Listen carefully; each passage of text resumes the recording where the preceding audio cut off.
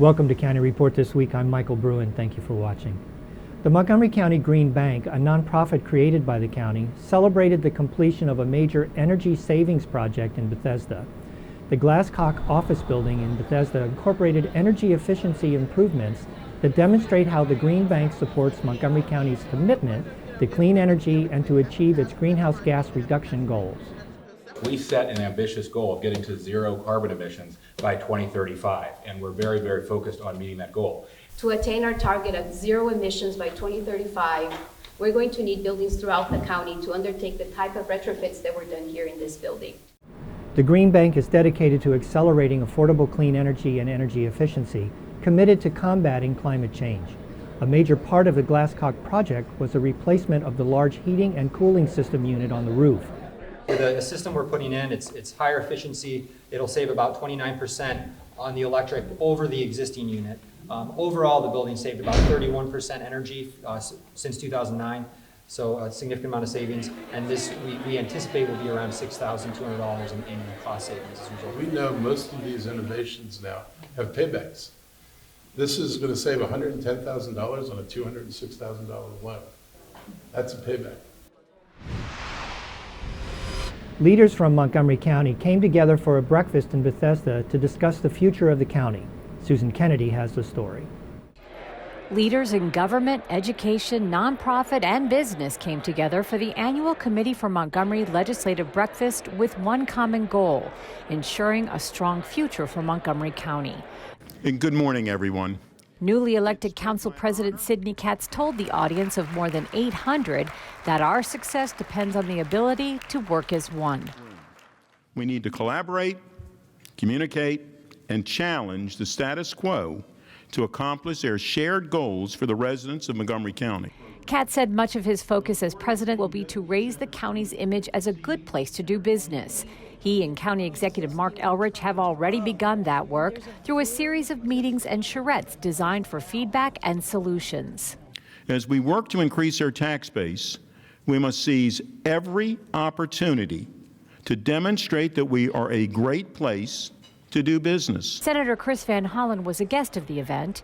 He said though funding has been cut at the national level for some safety net services, a potential government shutdown appears to have been avoided, which is welcome news to thousands of county residents. At the same time, the administration has undermined federal support for things like the Affordable Care Act, Planned Parenthood, and for food nutrition programs. And so in those areas, the state is having to pick up some of the slack. Senator Van Hollen participated in a panel discussion with Montgomery County Senate and House delegation chairs Craig Zucker and Mark Corman. They discussed the changing relationship between Maryland and the federal government. Zucker said this session, educational opportunity will be a top priority. The year 2020 is going to be the year of the child.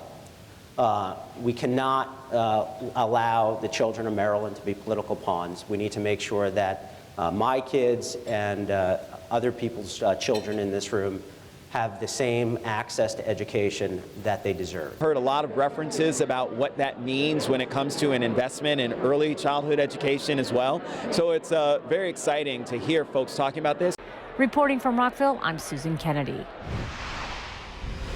Councilmember Gabe Albornoz is supporting legislation that would provide a tax credit to senior citizens who volunteer at schools and nonprofits.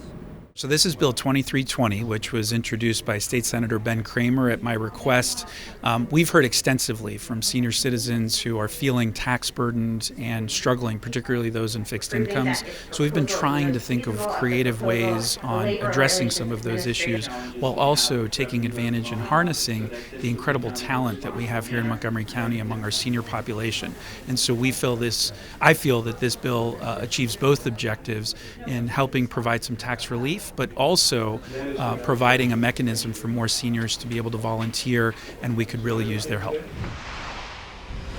This week on the county's Spanish language radio show, Lorna Virgili spoke with Alcohol Beverage Services Director Bob Dorfman. He discussed how the agency has been restructured, sales from the retail stores, clearance items during the holiday season, and how to run this organization more efficiently for customers.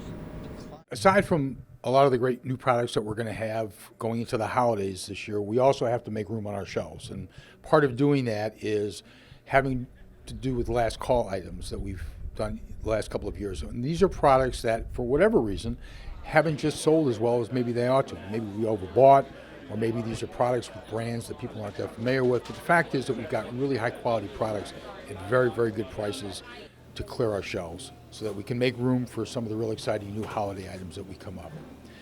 In terms of people and taking the right precautions, whether it's during Christmas or New Year's, we just want to be sure that people are cognizant up front of making sure they have rides home if they intend to avail themselves of alcohol and drinking during any of these days of the holidays.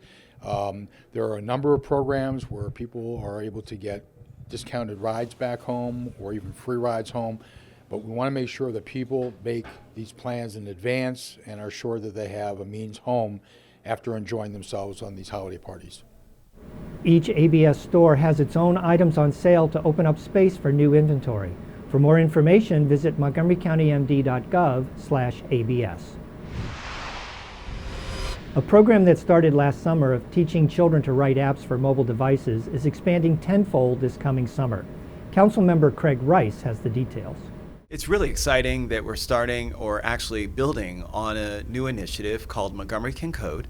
We actually started it last summer, and it was involving 100 kids. We're actually expanding that.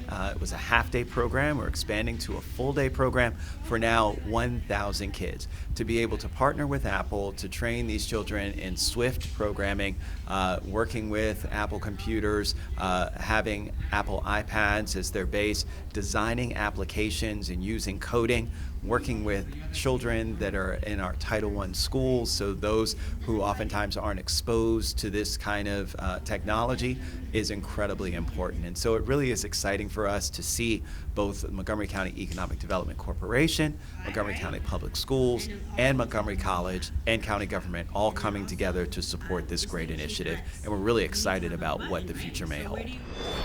Coming up on County Report this week, Santa and his elves traveled throughout the county on motorcycles to bring gifts and donations to children and families at the Children's Inn at NIH. And over 1 million lights go up at Brookside Gardens. It's time to visit the holiday attraction. Stay with us. County Report this week. We'll be right back.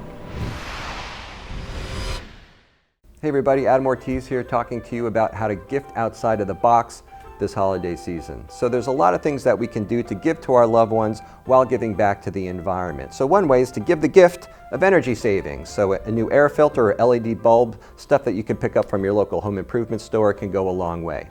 Also using reusable materials as gifts, such as this water bottle or this reusable bag, are a way to save our environment and look cool while doing it.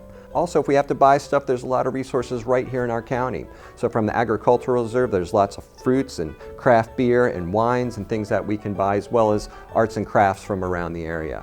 We can also give the gift of experiences. So a gift certificate for a dance class, a massage, or yoga can go a long way while providing a low carbon footprint.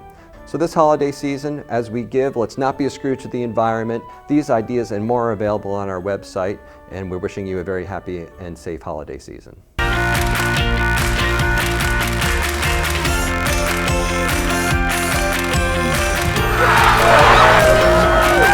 Get to MC, and we'll get you going.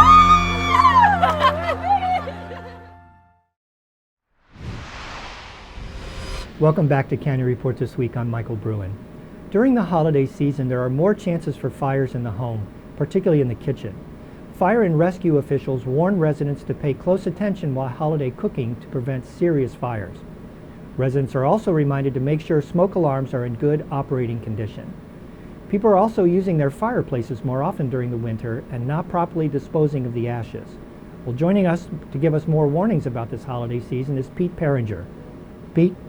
So this time of year we have holiday decorations that come into play. Not only do you have the Christmas season, but you have Kwanzaa, Hanukkah, and some other celebrations this time of year. A lot of those celebrations involve candles. We want you to be careful with any kind of open flame. Never leave a candle burning unattended in any room. Of course, we do have decorations, and if a Christmas tree is part of your celebration, Make sure that you take care of it, keep it watered, and make sure that you check any kind of electrical appliance, whether it be a string of lights or any other device around a Christmas tree. Certainly keep it away from any kind of heat source as well. For more fire safety tips, visit the Montgomery County website at montgomerycountymd.gov/MCFRS. Santa Claus was recently seen riding through the streets of Montgomery County, and it was for patients at the Children's Inn at NIH. My MC Media's Jordan Lindsay has more details. Santa Claus is coming to town. Ho, ho, ho, ho! Merry Christmas! He and Mrs. Claus, along with several officers, made their rounds throughout the county to benefit the Children's Inn at NIH. Every year, all the motor squads get together and we do a ride down to the Children's Inn at NIH. We travel through all 6 districts. As part of the Montgomery County Police Department's annual Santa Ride, they rode their motorcycles to bring gifts and donations from a variety of local businesses and organizations to the kids and families at the Children's Inn. All the kids come and they tell me what they want for Christmas, and they tell me that they've been good all year, and then after that they get paired up with an individual officer and they go into the gift shop where they can pick out gifts for their moms and dads and brothers and sisters. I mean, I think it's going to be fun. So you get to see Santa. And there were also lots of fun festive activities. And I got to tell you, it lets these kids forget about their illnesses. It lets them forget about why they've been in the hospital. And it lets some of these police officers say, you know what, I'm just going to bring this young girl or young boy joy. And at the same time, they would probably all tell you that it brings them just as much joy.